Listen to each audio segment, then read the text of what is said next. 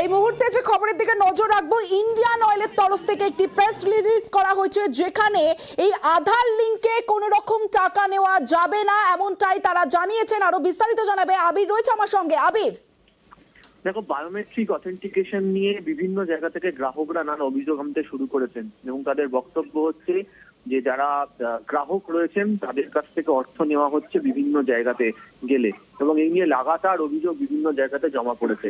আজকে কিছুক্ষণ আগে ইন্ডিয়ান অয়েলের তরফ থেকে অফিসিয়ালি জানানো হয়েছে যে কোনো ধরনের অর্থ নেওয়া যাবে না, এই পরিষেবা সম্পূর্ণ বিনামূল্যে দিতে হবে।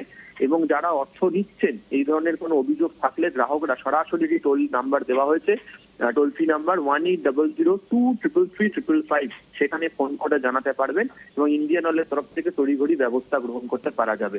ফলে গ্রাহকদের যে অভিযোগ, সেই অভিযোগের সত্যতা কার্যত ইন্ডিয়ান অয়েলের তরফ থেকে স্বীকার করা হলো এবং তারই পরিপ্রেক্ষিতে এই ঘোষণা করা হলো যে কোনো টাকা তো নেওয়া যাবে না এবং যেন টোল ফ্রি নাম্বারে অভিযোগ যাতে দায়ের করতে পারা যায়।